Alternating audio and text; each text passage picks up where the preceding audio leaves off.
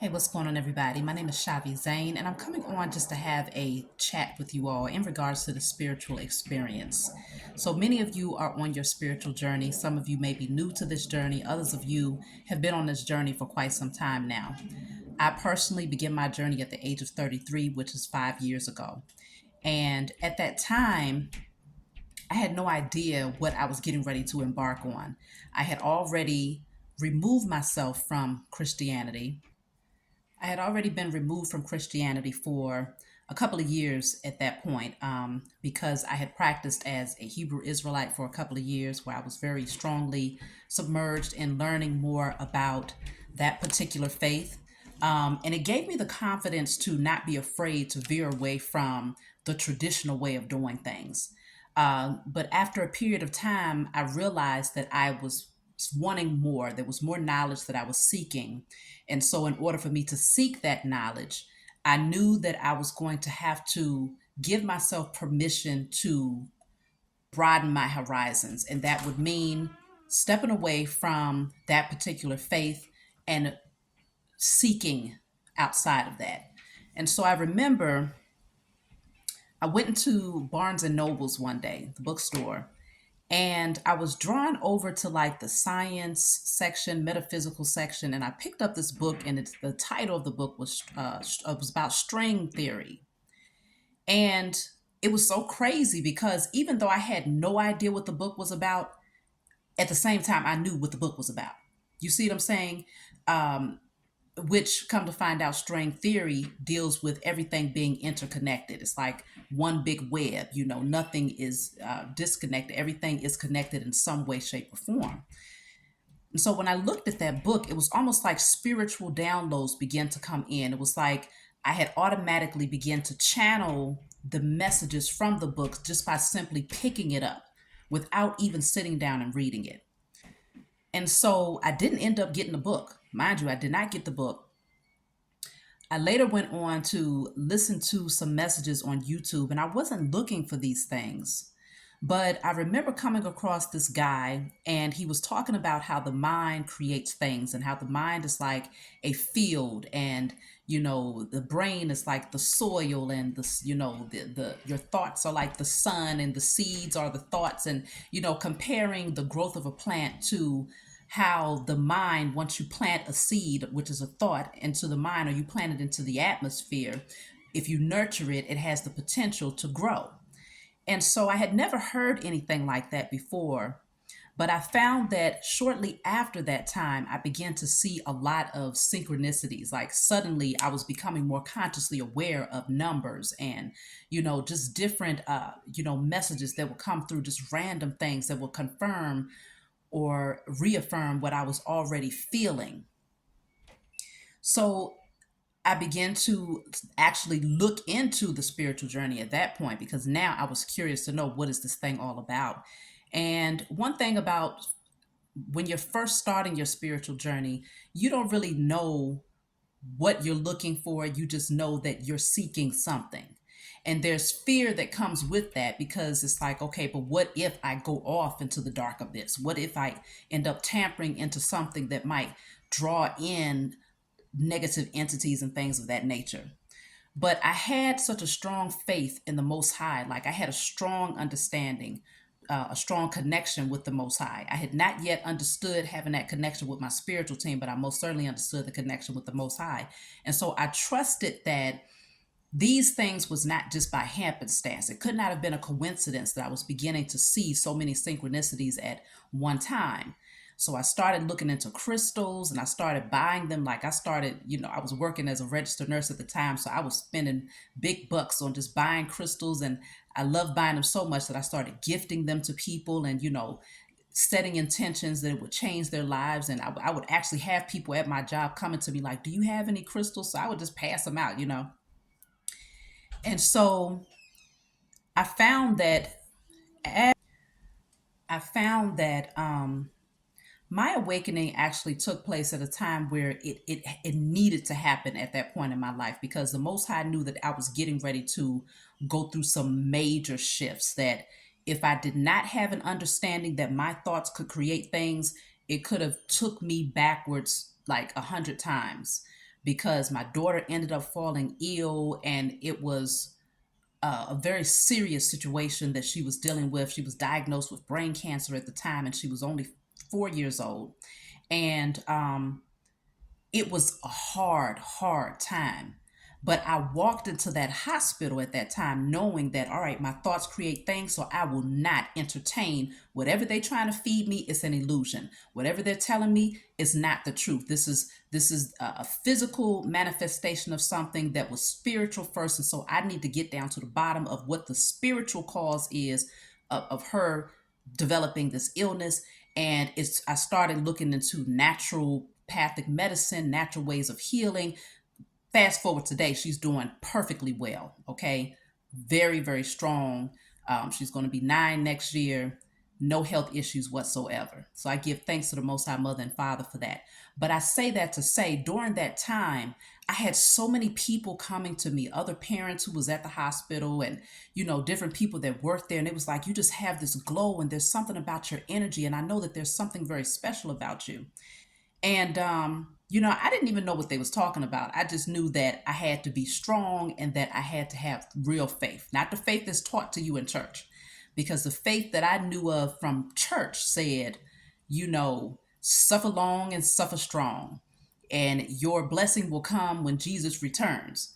That type of faith would not have been conducive to a right here, right now type of faith, which was needed in a very difficult moment in our lives at that time. And so I'm glad that I was far removed from that. And so my spiritual awakening came at the perfect timing. And you may find that when you came into your spiritual awakening, it came at the perfect timing, because that's when the enemy starts throwing daggers at you times 1,000. And so generally it happens at a time where the Most High and your spiritual team, they're like, all right, we got to wake them up. We got to shake them awake, because it's getting ready to be some major changes that's getting ready to happen in their life. And if they're not strong enough, if they don't see this thing from a higher perspective, if they don't see past the matrix of this existence, they're going to get sucked in with whatever storms come their way. And so take a look at when you begin to awaken and what was happening at that time in your life. That is, it's like a pivotal moment where you start to just have gratitude and give thanks for how this whole thing played out. So fast forward for me, I've told my story a few times, but I feel guided to just kind of bring a few nuggets in here as far as the spiritual journey. Fast forward, once her health actually got better, here I am. I'm working. I went back to work eventually, working in nursing homes or whatnot, but I felt so drawn to the spiritual world that it was like, I can't go back. And I just knew that I was being called to evolve in some type of way. I started making herbal oils, hair oils, skin oils. Many of you purchase them now. And I knew the power of working with the earth. I knew that the herbs, even if I didn't know exactly what they did, I knew that me setting my intentions as I worked with them was enough to do whatever it is I wanted them to do for myself or for anybody else. And that's a fact. Is earth magic, working with the element of earth. And so I knew that I already had a divine connection to nature. So I'm going out to the forest preserve often. Like, I stayed in the forest preserve, y'all. At that time, back then, my children were going to daycare. And so when they would be at daycare, I would be somewhere in the forest preserve if I wasn't at work, out there in the middle of the forest by myself, connecting with the trees and talking to nature. Because as you continue to awaken and your eyes begin to open, you'll start to see that when they told you nature was alive in science class, they wasn't giving you the full depth of what that really means. Most likely because they didn't understand it themselves. Nature is living and breathing. And the more that your eyes awaken, the more that you actually start to see that these trees are not just trees. These trees are vessels that are full of life. They're full of wisdom. They're full of healing properties, and they will communicate with you. Okay. I've had some very interesting experiences with nature, to the point where if you're not on a spiritual journey and if your eyes are closed, a person will say you batshit crazy, right? And many of you already know that. You can't express everything with everybody, but that's why I have this platform, because I can openly express my personal experience, and I don't give a damn about what anybody has to say, because I understand that most people who reject it are still asleep. So, there's been many occasions where I have been able to see the faces that are in bushes, okay, the faces that are within trees. I speak to the trees. When I go outside, I say, hello, I call them vessels of life, okay, vessels of life. So I'll say hello to the vessels of life. And when I see the limbs and the branches swaying, I know that they're responding to me. I speak to the wind. I give thanks to the wind. And there's sometimes the wind is still. There's no movement when I go outside. But when I say, because I call the wind flow, when I say hello to flow, suddenly the wind just begins to blow. Okay. It's like it's responding back. And I've had people who I've done readings for who would tell me, like, it was a cloudy day, and, I spoke to the sun and I asked it to come out because I needed to see the sun. And within a matter of minutes, the sun showed up. It's just, we have that connection, okay? We have that divine connection to all of the elements. And when you tap in, when you're acknowledging that these things are more than what society told you they were, right? They tell you the sun is just there, to the photosynthesis and to help create the oxygen with the trees, and that exchange or whatnot. And the sun is there um, to bring life to the plant life and all of these different things, and to human life or whatever. They're not telling you the spiritual meaning behind these elements. Like, it's powerful. And that's why I'm always telling people to sun gaze as often as you can, especially once you learn how to do it the proper way. I personally sun gaze. I don't care what time of the day it is. If I catch the sun, I'm sun gazing. But I don't recommend that you do that. But I've been doing it for many years now. And so my eyes are trained for it. But moon gazing, star gazing, you know, allowing the wind to envelope you and to hug you and to cleanse you, connecting with the element of water, speaking life into your water. When you take your salt baths, like, it's powerful things that you'll discover as you go down your spiritual journey. But you'll also find that the more that you awaken, the harder it is to ignore certain synchronicities. Like, and I'm really starting to believe that either my gifts are becoming that much more amplified, or the powers that were are coming up with some way. Okay, so either that or the powers that were are using some form of technology today to capture the thoughts of people, because it's happened so many times. I've lost count at this point. For instance, I'll think something while I'm watching a YouTube video, and suddenly the commercial that comes up will either say what I just thought, or um, it will show a commercial that's in alignment with the thought that I just had. Okay, so let's just say I'm thinking about buying a new car. Suddenly, a commercial will come up that shows the car that I'm thinking about, or ads. I've noticed if I say out loud, now I haven't typed it in on none of my Google apps, I haven't looked it up or anything like that, I'll think of wanting to purchase something, and suddenly there'll be an ad with the exact thing that I just thought of purchasing. Okay? These are not no mere coincidences. And like I said, either it is some sort of technology that they are creating through these smartphones to tap into the thoughts of people, where they're able to pick up on the vibration, because every thought is a vibration. It has a certain, they have different frequencies. Okay. And so when you put these thoughts out there, it's a certain vibration that it places into the atmosphere. And I don't know if they've created something that can pick up on the vibration of the thoughts that you're putting out there, to where it can kind of let me see, where it can translate the thoughts into a message that will mimic what you just put out through that energy, through the energy of your thoughts. I don't know if that's the case. Either it's that, or we're getting that much more connected to the point where you're thinking something and it's showing up just like that. You're desiring something and there it is, the opportunity to step into that is showing up in some way, shape, or form. But consider this is not just happening through technology. And that's why I say it has to be beyond what the powers that were could be working on. Because, of course, they'll try to do anything to see if they can create a device that's smarter than you, right? Or a device that can mimic you so that they can eliminate you and just utilize the devices to tap into that intellect that you have. But I feel that the veil has become so thin that there's no disconnect. Like the telepathic communication that much stronger. Okay, it's becoming that much stronger. Your ability to tap in, like I discovered, I had a dream recently, and this dream it was about two older women. I wasn't even there physically. I was just a spirit hovering in the atmosphere. They didn't even know I was there.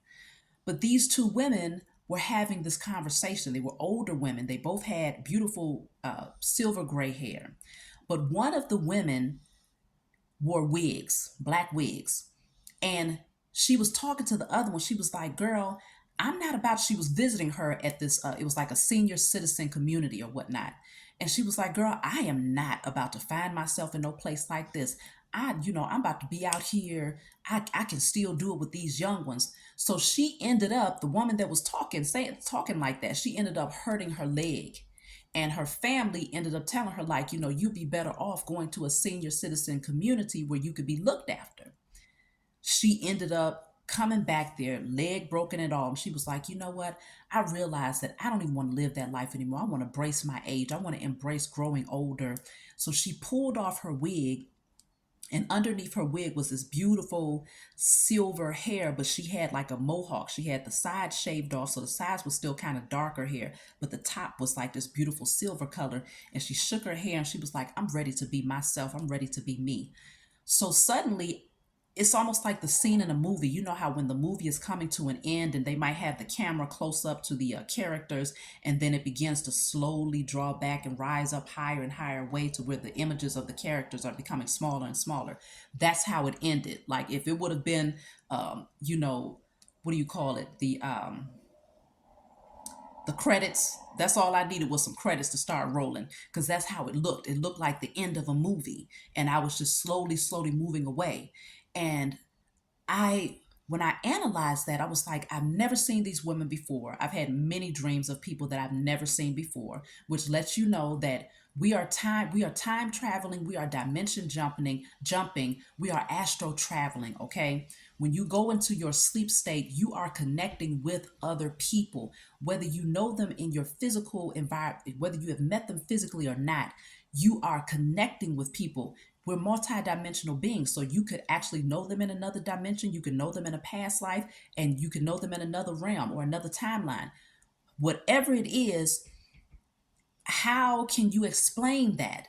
You see what I'm saying? How can you explain seeing the faces, hearing the voices, watching the characteristics and the expressions of people that you have never encountered in this lifetime? And you never saw them on TV, you never saw them on social media. How can you explain that unless we are time traveling, dimension jumping, and astral traveling? That's the only explanation. And that dream, with me being in the energy, I feel like we connect with these other people in other realms. They could very well exist right here in the 3D, right? The people that you travel to and see in your dream state could very well exist right here, right now in the 3D, somewhere on the other, or somewhere on the globe. And you, in your spiritual energy, travel to meet them because there's something about your energetic signature that needs to leave some sort of imprint on their life, on their consciousness. Or it could be vice versa. You might travel to them because it's something about their energy where they need to leave an imprint on your consciousness so that you can become more enlightened and awakened. Whatever it is, just know that this existence goes far beyond what we see with our natural eyes. And when you start to take you on your spiritual journey, you'll begin to realize, like, man, It was fed to you all backwards. The powers that were wanted you to believe that this was the only existence, and the only other thing that exists is uh, what you connect with after death, right? That's when you get to explore the spiritual realm. But in your physical state, while you're still in these avatars and you're still breathing, you don't have that connection in that way. And if you do encounter a spirit, they want to tell you that it's usually a demon, right? A low vibrational entity. And a lot of times, most of the times, when you're not awakened and you haven't done any spiritual work, that's usually what people end up encountering, low vibrational entities. Why? Because most people, before they awaken, are operating from a space of fear, shame, guilt, lack mentality. They're in their carnal nature. So you're naturally going to attract a low vibrational entity if you do connect in a spiritual realm. And so that's why a lot of people end up shying away from spirituality or anything that seems like it's tapping in to the spiritual realm, because they're afraid of conjuring up something that they might have encountered maybe when they was a child or at some point in their life. And so you assume that the spiritual realm is equivalent to low vibrational beings, demons, and things of that nature. But that's not the case at all. We're talking about the duality. We're talking about the polarity. Is low energy, high energy, and everything in between. But we're also talking about the spiritual realm that's infinite. It goes on and on for eternity, never ending. It's timeless. And so we're talking about going back since the beginning of time, far beyond the beginning of time, because there was no beginning of time, right? Time has always existed. And so it's so many layers that exist, and the powers that were needed to get you in this mental state that would kind of box you in to believing that we only exist in this one way, okay, on this one plane. There's nothing outside of it, because they knew that the moment that we begin to tap in, we would begin to see the power that we possess to actually transmute and alchemize any energy. We will begin to see that we don't have to uh, live in our current state. If your current state consists of poverty or lack, or unhealthy people in your life, low vibrational thoughts and fears, and limiting yourself, limiting your potential, most people have been in that energy for a very long time under the illusions of the powers that were. But now that we're in the age of Aquarius, we're beginning to awaken to the point where you can't chop this thing up as being no coincidence. These things that you're seeing, these things that you are experiencing, this is not no coincidence. When you look back and you think about the people that you've encountered, the people that you've met, some that you're meant to go on your spiritual journey with, some that was actually placed here to sacrifice you, to make you the sacrifice, because this thing, it really is this tug of war between the righteous and the unrighteous energy. Because the powers that were, they need to feed on the energy of the unrighteous, because that's what keeps their empire intact, is a lot of people who lack morals, who lack principles, a lot of people who lack integrity, and who lack an understanding of what this thing is really all about. That keeps them in a position of power, because it makes them, it makes them believe that there's a need for their system. But as we all continue to awaken and we rise into our divinity and realize how powerful we are, most of the time when you go through your spiritual awakening, your spiritual journey is going to take you towards righteousness. Very rarely do you see somebody go through their spiritual awakening and they decide to choose unrighteousness or to work with low vibrational entities to conjure up demons. Sometimes you'll find that people get veered off on that path where it's like, okay, they have chosen that path, but that's because they're supposed to be swept up with the powers that were when this whole system crashes. But if you're a chosen being and you come into your awakening, you rise into your divinity, and the only thing that you want to do is become a part of the greater whole. You want to become a part of change for the better, where humanity is a direct reflection of what you are becoming internally, as within, so without. And you want to make sure that what's happening here in the earthly planes is a direct reflection of what you are putting out there in the spiritual realm, as above, so below. And so this thing is so many layers and layers and layers. And so it's undeniable. It gets to the point where you can practically encounter someone just for a few minutes and understand everything that they're going through. You can look at them and you can see their aura. You can see if they're in this energy of shame, guilt, fear, if they're in this energy of depression or sadness, even if they're trying to wear a smile, even if they're pretending to have it all together, you can see right past it. But you can also see those who are light beings. You can see when a person is an earth angel. You can see when a person has risen into their divinity. It's a certain type of glow and a light that that person gives off, their aura. You're able to tell if that person has a true divine connection to the Most High Mother and Father. Like it becomes to the point where your discernment is so on point that you cannot ignore it. And so this is the times that we're in. Many of you are coming into the realization that you are literally placed here. Your purpose is to be a teacher. Your purpose is to be what they call light workers or a healer of some sort. And that's why I've been offering the tarot lessons for those of you who feel guided to be a high priest or a high priestess. It's time for you to start tapping in, because many of you are like, well, where do I begin? How do I start? Well, you start by cleansing yourself up. Clean up, clean up. If there's certain habits that you have, certain patterns that you have, unhealthy addictions, unhealthy relationships and people in your life, unhealthy thoughts, clean up. You got to clean up first. Then once you cleanse your energy and you purify your vessel, I'm telling you, those messages, those spiritual downloads are going to start coming in so fast. You know, you'll get to a place where you start to say, how the hell did I know that? How did I have that revelation?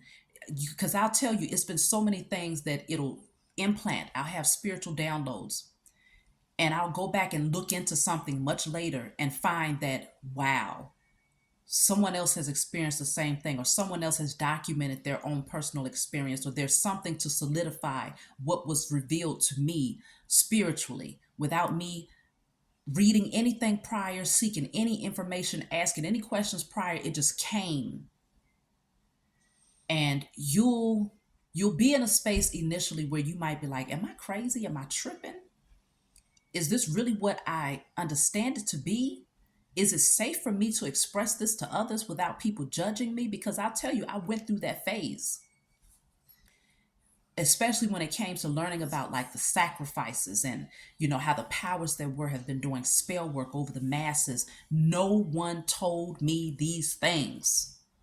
It was downloaded into my consciousness. It was downloaded into my mind, and I was able to tap in. I surrendered to the process, and I said, okay, whatever is being revealed to me, because one of the first things that I asked for 5 years ago at the age of 33, I wasn't looking to manifest wealth. The first thing that I asked for was wisdom, knowledge, and understanding. And that is one of the major things that the Most High has gifted me is wisdom, knowledge, and understanding. And some of the things, some of the wisdom, I can't tell you how I know. I just know. And you all will come into that realization as well, where if you're not already there, and you'll look back, you might decide, okay, well, let me see if I can verify this. Is there anything, any footprints left in history to verify that someone else experienced the same thing, or that this actually happened in that point in history? Because some of y'all are able to tap in and see what took place 1,000 years ago, and you see it in your mind's eye, and it's like, wow, that's deep right there. And then you go back and do some research and find out it really did take place. You want to trust the process and know that no, you are not crazy. You are being called to rise into your divinity and to step into your power and to take back your power on all dimensions, all dimensions. That's why when y'all hear me do declarations in spirit and in flesh, in sleep and awakened state, across all timelines, realms, and dimensions known and unknown, my spiritual team showed me that, because I was at a place maybe about 3 years into my awakening. I hit a blockage. And I was like, why does it seem like things aren't moving? Why does it, what is it that's still holding me back? And I realized that I had not taken my power back on all dimensions, across all timelines, realms and dimensions known and unknown, in sleep and awakened state. I had not done the work to really establish my authority and my power on all dimensions. But knowing though, I knew that I was a multidimensional being at that point, but it never dawned on me until then to take my power back on all of those dimensions. And so if you're only focused on the 3D and you're like, okay, well, I'm a spirit having a human experience. I'm going to shift what's happening in my physical environment. I'm going to alchemize, transmute. I have to do some work on my inner self. But every other dimension that you exist in is still in chaos because you haven't established your authority in those dimensions. Then if you're not in control of what's happening with your energy in those other realms, then someone or something else is. And so that's where you might find, like, okay, I've been on this journey for a minute. Why haven't I seen any changes? Why haven't I been able to manifest and call in? Why haven't I been able to realize my purpose? It's because you haven't established your authority on all realms and dimensions. So these are nuggets that my spiritual team was handing to me through spiritual downloads. And the more that I began to use these things, I said, no, I can't keep this to myself. It would be selfish of me to not bring this to the world. And that's how I began to realize what my purpose was. I started to see that my purpose was to awaken others to what was being shown to me, no matter how much I wanted to resist it, because at one point my ego would get in the way. And I would say, what? I just heard what? You said what? And I would have to really sit with it for a minute before bringing it to you all, because I felt like, who's going to understand this? Who's going to comprehend what's being revealed to me? But once I got out of my own way and I destroyed all unhealthy ego, that's when I was able to openly and authentically and transparently express whatever was downloaded to me. I would use it first for myself, because you got to put the mask on yourself first before you can help resuscitate anybody else or protect anyone else. I would first use it for myself, do the declarations for myself, my ancestors, my offspring. Then I will bring it to you all. And that's what I've been doing ever since. And so it's like when you just start to trust the process, and you trust that whatever is being revealed to you, usually the things that sounds the most outlandish are usually the things that you need to be bringing forward to the masses. The things that seem to be unbelievable are the things that you need to be bringing forward to the masses, because the way that we understand our existence here, stop that, has been fed to us completely backwards. Why? Because it was fed to us and shown to us by a group of beings that had a specific agenda.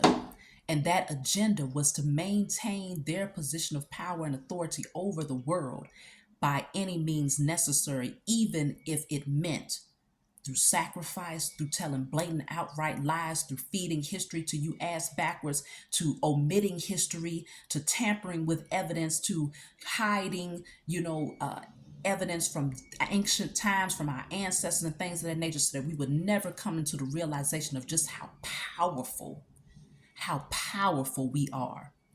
When you tap in from that understanding and you realize who you are, and you start, even declarations, like I tell y'all, my declare and decree deck, this deck right here is a deck that my spiritual team guided me to create first for myself, because I was first using, I put them all on this is all those cards right here. I put them on this deck right here. And my declarations, it was like, okay, I declare and decree. I started doing declarations to break generational curses. Okay, I'm breaking all unhealthy sexual ties. Oh yeah, I'm breaking all contractual agreements that my ancestors might have made out of ignorance, that I might have made out of ignorance. Oh yeah, I'm breaking all cord attachments to the beast. And when I've done all of these declarations for myself, and my spiritual team said, all right, now you've used it. Now I need you to feed it to the rest of your brothers and sisters, feed it to the rest of the masses, because now they have to do these declarations. And so my calling just began to unfold by me utilizing what was being shown to me, for my lineage, and then bringing it to y'all. That's it, and that's all. A lot of times we complicate things, and we think that it has to be so technical. It has to look this way. It has to look that way. Oh, it must be this. Or maybe I have to study that. I don't know enough. I need to read more. Well, some people, some of you are supposed to be scholars, and you're supposed to be bringing forth history so that people can understand what it really looked like for our ancestors. For some of you, that is your calling. But for others, your calling may simply be to channel in, to pull those from those Akashic records, to channel though that information, to decode that information that's in your DNA that goes back since ancient times. Okay, to awaken that DNA and to, hear those spiritual messages, to pull from the spiritual realm and to channel those messages to bring it back down to the earthly plane. For some of you, that's your calling. That's my calling. And so if you holding yourself back and you've come to a place and you've come to a point in your spiritual journey where you're receiving spiritual downloads, you know that things are being revealed to you, you know that they sound outright outlandish to the average person, those are the messages that you should be bringing forward. You got to speak your truth. Social media has their way of using these platforms to try to push a certain agenda, but we have to take advantage of it as well to use it to push the truth, okay? And to make sure that the illusions are cleared, that the smoke screens are cleared, because the more of us that start putting these messages out there, people are going to be clicking like, well, hold up, they said this, but that person over there in Gambia said the same thing, and that person over there in the UK said the same thing, that person over there in Jamaica said the same thing. It's no way that they're all receiving the same spiritual downloads or very similar downloads or similar understandings of the spiritual experience. There's no way that everybody has to go through this transformation. Everybody is going into hermit mode. All of these people are seeing these synchronicities. All of these people are experiencing. And once it gets out there, we change the vibration because we're speaking our truth. We're speaking what is being channeled and downloaded into our psyche and projecting it back out into the universe by speaking it, and other people eyewitnessing or hearing it. It helps to spread the message. And so that string theory, everything is all interconnected, even in your dream state. You're teaching people and you're learning from people in your dream state, and you're channeling the messages, you're dimension jumping, you're time traveling, and you're picking up on different things. No thought goes out void. No word goes out void. Everything that you think goes out into the ethers and it creates something. Everything that you speak goes out into the ethers and it creates something, and eventually it matters. It forms into something. It becomes more dense and it materializes into something that is tangible. And so if you're thinking about us all collectively putting out there into the universe, we're powerful, we're strong, we step into our divinity, we take our authority back, we're gods, we're goddesses. Collectively, those thoughts are being put out into the ether, into the ethers, into the Akashic records, and it's beginning to formulate into something that becomes more dense, and then eventually it manifests in the physical realm. We doing some powerful things out here. And so just consider, if you don't think that you're contributing right now, just because you don't have a social media platform does not mean that you're not contributing. Just because you haven't written a book or you're not teaching or healing or doing those things right now does not mean that you're not contributing, because your thoughts are contributing.